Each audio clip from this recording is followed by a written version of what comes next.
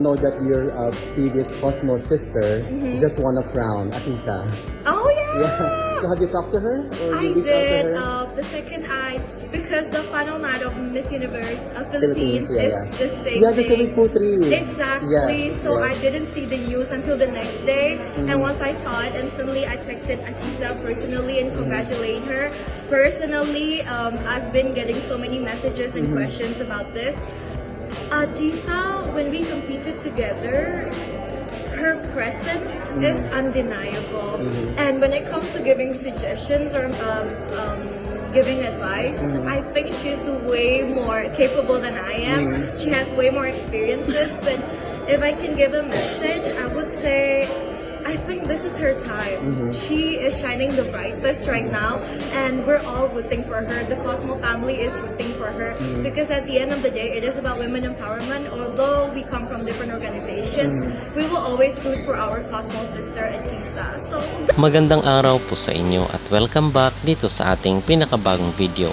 At ang inyo pong napanood ay ang pinaka-latest na interview or itong on the spot na interview dito kay Tata, ang Miss Cosmo 2024 na mula sa Indonesia. So ngayon mga kapolitika ay magbibigay tayo ng ating personal na opinion dito sa kanyang naging pahayag na kung saan ay kinongratulate niya at personal niya na nakausap si Atisa Manalo matapos na masungkit ang mailap na corona ng MUPH 2025.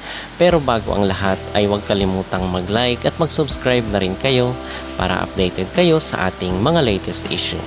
At talaga nga namang pinag-uusapan nga ngayon dito sa social media itong pahayag ni Tata na Miss Cosmo 2024 at kung saan ay parang natutuwa siya mga kapolitika na kinongratulate niya at binati niya itong si Atisa dahil sa pagkapanalo nito sa MUPH 2025. At nakita naman natin na mabait itong Miss Cosmo 2024 na si Tata. Siguro ay nababash lang siya dahil ilan rin sa mga supporters ni Atisa ay hindi maiwasang mainis rin dito sa naging winner ng Miss Cosmo 2024. But in fairness naman mga kapolitika, at to be fair naman, ay siguro ang mga supporters lang talaga ang nagpagbardagulan dito sa social media, and sometimes hindi rin talaga maiwasan na pati yung mga kandidata is maapektuhan rin na makisali rin sa mga bardagulan. But in all aspect ay yung mga kandidata kasi na to ay mga sisters yan, mga magkakaibigan.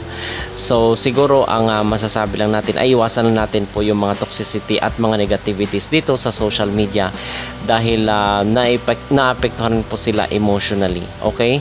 So but other than this is tayo ay nagpapasalamat naman dito kay Tata na kinongratulate niya nga itong si Atisa Manalo at siya ay natutuwa kahit ang iba nagsasabi na plasticity lang daw itong ginawa ni Miss Indonesia. But for me, I can feel na sincere naman itong si Tata sa pagbati dito kay Atisa Manalo. Okay?